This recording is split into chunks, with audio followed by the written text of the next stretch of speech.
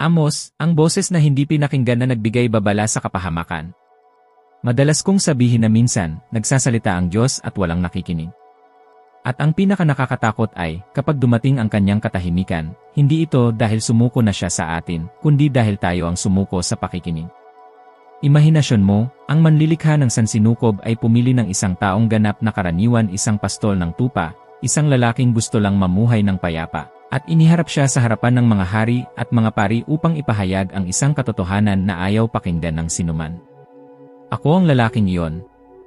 At ang kabalintunaan ay, habang lalong sinasabi ng mga tao na sila ay pinagpala, lalo naman silang lumalayo sa Diyos. Tila walang katuturan, hindi ba? Paanong isipin ng isang tao na ayos ang lahat, gayong ang lahat sa loob ay baluktot? Ngunit ganoon eksaktong nagsimula ang aking misyon, at marahil, sa ilang paraan, ang kwentong ito ay tungkol din sa iyo. Naaalala ko ang araw na yon na parabang nararamdaman ko pa rin ang buhangin ng mga burol sa ilalim ng aking mga paa. Unti-unting sumisikat ang araw, at mayroong ganoong kalmado sa hangin na halos naniwala akong walang makakaalis sa aking nakasanayan, pag-aalaga sa mga tupa, pag-aayos ng bakod, pagsusuri sa mga igos sikamoro. Ito ay isang simpleng buhay, walang titulo, walang paggalang.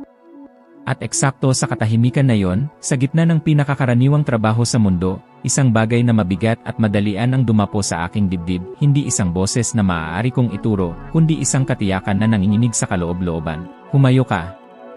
Magsalita. Sa sandaling yon, gusto kong magdahilan. Sino ang makikinig sa akin? Ni hindi ako isang propeta. Ang aking mga kamay ay may mga kalyo, hindi isang eleganteng balumbon.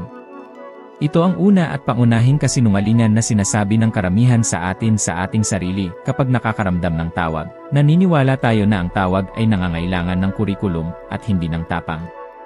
Nakaranas ka na ba ng ganitong pakiramdam? Ang maliit na tawag na yon, halos nahihiya, na sinusubukan mong patayin sa pamamagitan ng trabaho, ng paglilibang, ng opinyon ng iba. Mayroon tayong listahan ng mga handang dahilan. Hindi ako nagtapos, wala akong oras, walang magsiseryoso sa akin, paano kung magkamali ako? Ang mga dahilan na ito ay isang komportableng panangga, hanggang sa dumating ang isang araw na ang panangga ay nagiging bilangguan. Nakilala ko nang malapitan ang takot na ito. Sa loob ng ilang oras ay nakatayo ako sa bukid, hawak ang aking tungkod, nakatingin sa langit, sinusubukang makipagnegosasyon sa Diyos.